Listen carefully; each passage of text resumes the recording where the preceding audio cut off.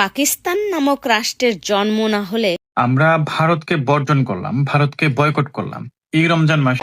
আমি পারি না, তাই শেখ হাসিনার পা ধোয়া পানি এনে ইউনুস খা। নেতার থাকবে বাড়ি গাড়ি, ইন্ডিয়া নামক নোংরা দেশটাকে যদি কেউ নাকানি চুবানি খাইয়া সোজা করতে পারে। পারমাণবিক ক্ষেপণাস্ত্র তৈরির মূল কারণ হচ্ছে পার্শ্ববর্তী দেশ ভারতের সাথে মোকাবেলা করা। উড়ছে লুঙ্গি লাগছে বেশ, বিশ্বকাপ শুরুর আগেই ধ্বংসের দ্বার গোড়ায় বাংলাদেশ। বাংলাদেশের পাশে থাকলেও বিশ্বকাপ বয়কট করবে না পাকিস্তান। যে পাকিস্তান ভেঙেছিল একটা সময় বুক, আজ তারই নামে বাংলাদেশিরা খুঁজছে সুখ। দেখে দেখে কেটে গেল বেলা, বদলে যাচ্ছে দেখো খেলা।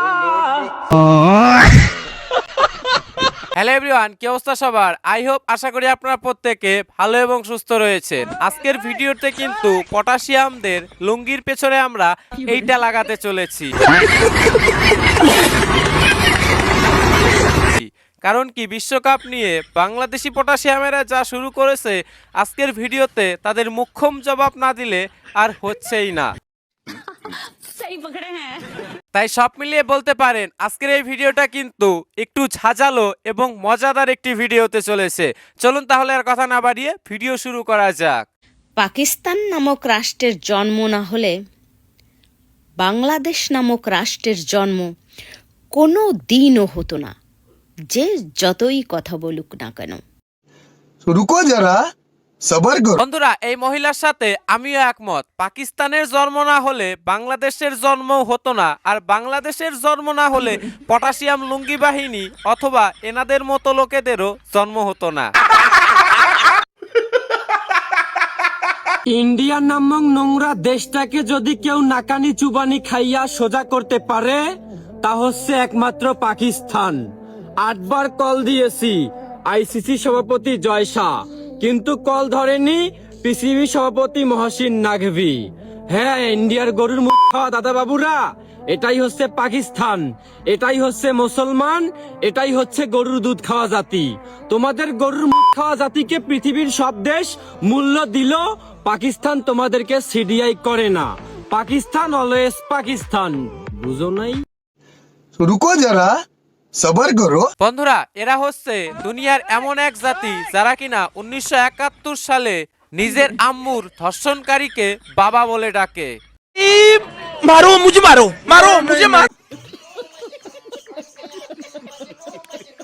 শোন, উটের মুত খাওয়া পটাশিয়াম, ভারতের এতটাও দুর্দিন আসেনি যে তোদের আব্বা পাকিস্তানকে 8 বার কল করে তেলাবে। আর পাকিস্তান কিনা ভারতকে নাকানি চোবানি খাওয়াবে, যে দেশটা কিনা নিজেই অর্থনীতির কাছে নাকানি চোবানি খাচ্ছে, নিজেই তেল আটা গমের অভাবে নাকানি চোবানি খাচ্ছে। पाकिस्तान में महंगाई की स्थिति अब ऐसी हो चुकी है कि अब लोगों को खाने पीने की चीजें नहीं मिल पा रही हैं।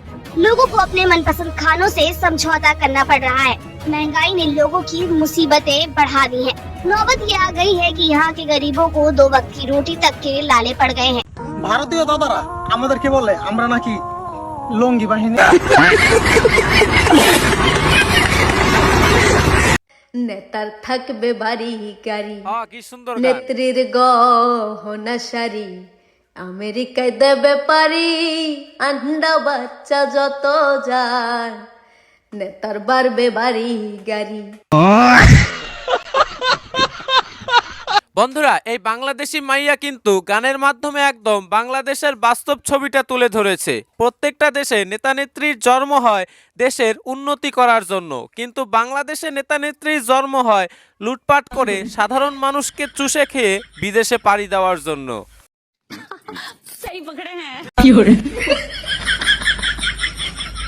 ভারতে গিয়ে বিশ্বকাপ না খেললে বাংলাদেশকে বিশ্বকাপ থেকে বাদ দিয়া দিবে। আর পাকিস্তানও জানায় দিছে বাংলাদেশ যদি বিশ্বকাপ না খেলে তাহলে বিশ্বকাপ বয়কট করবে পাকিস্তান।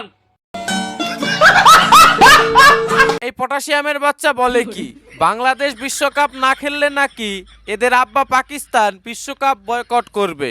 বলি, তোর মুখে প্রথমে ফুলচন্দন পড়ুক। আর সেই পাকিস্তান বয়কট করবে বিশ্বকাপ যারা কিনা দুবেলা আটার জন্য কান্নাকাটি করছে, বাইরের দেশে গিয়ে ভিক্ষা করছে। পুরো পৃথিবীতে যদি ভিখারি নামে কাউকে চিনতে চান তারা হচ্ছে এই ফাইক্কা জাতি। এরা মিডল ইস্টে আসে ভিক্ষা করার জন্য। এদের দেশের মহিলারা 2-3 মাসের ভিজিট ভিসায় এসে দুবাই, কাতার, সৌদি আরব, ওমান এসব দেশে এসে রাস্তায় রাস্তায় ভিক্ষা করে। ওদের কোনো লজ্জা শরম কিচ্ছু নাই ভাই। আর আমাদের দেশের কিছু আলবদর আছে যারা এদের সাথে সম্পর্ক করার জন্য এখন উঠে পড়ে লেগে আছে।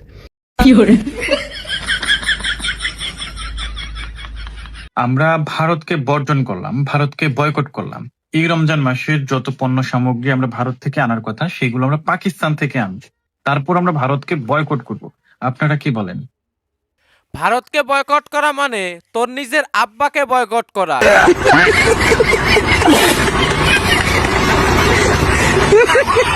আর তোর উদ্দেশ্যে আরেকটি কথা, আগে তুই তাড়াতাড়ি মানসিক ডাক্তার দেখা, তারপর বলবি ভারতকে বয়কট করে পাকিস্তান থেকে পণ্য আনবো।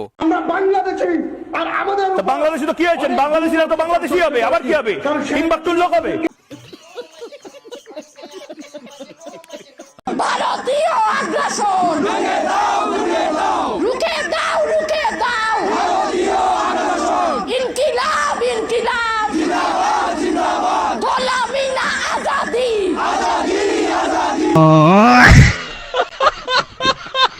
বন্ধুরা, এই বাংলাদেশি মেয়ে বলে কি, এর উদ্দেশ্যে বলতে চাই, ভারতীয় আগ্রাসন ভাঙার আগে তোদের দেশের ভেতরে থাকা জিহাদি পটাশিয়ামদের আগ্রাসন ভাঙ, ডক্টর মোহাম্মদ ইউনূসের আগ্রাসন ভাঙ, না হলে সাধারণ মানুষ খেপে গিয়ে শেখ হাসিনার যে হাল করেছে তার থেকেও ভয়ানক অবস্থা হতে চলেছে কিন্তু ডক্টর ইউনূসের।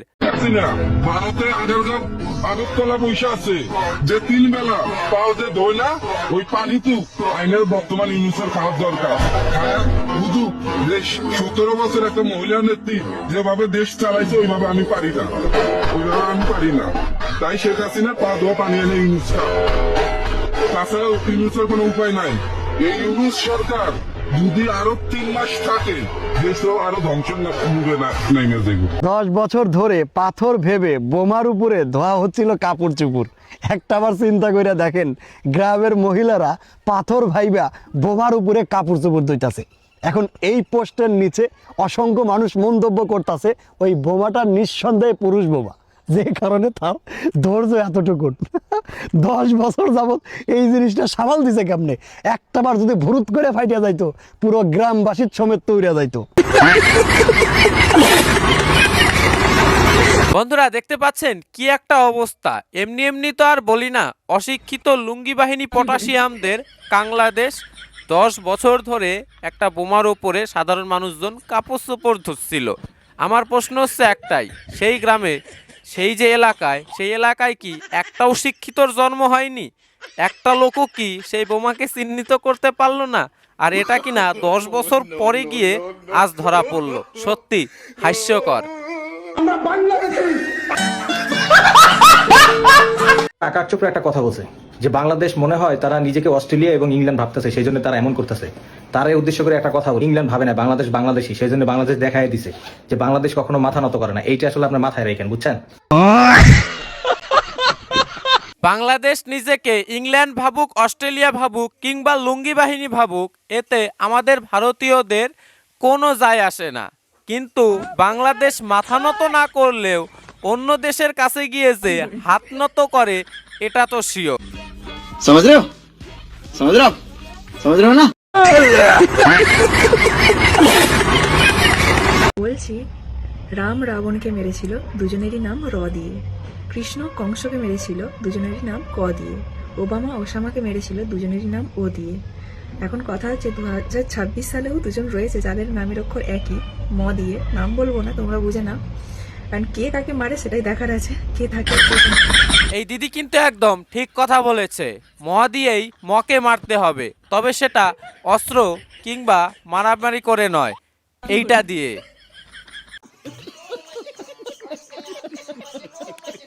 তো যাই হোক বন্ধুরা, আজকের এই ভিডিওটা এখানেই শেষ করছি এবং আজকের এই পুরো ভিডিওটি সম্পর্কে আপনাদের নিজস্ব কি মতামত তা অবশ্যই কমেন্ট করে জানাতে ভুলবেন না। এবং বাংলা হিন্দু টিভি চ্যানেলে নতুন দর্শক হয়ে থাকলে অবশ্যই চ্যানেলটিকে সাবস্ক্রাইব করে যাবেন এবং পারলে ভিডিওটি একটু শেয়ার করে দেওয়ার চেষ্টা করবেন। ধন্যবাদ, ভালো থাকবেন, দেখা হচ্ছে পরবর্তী ভিডিওতে।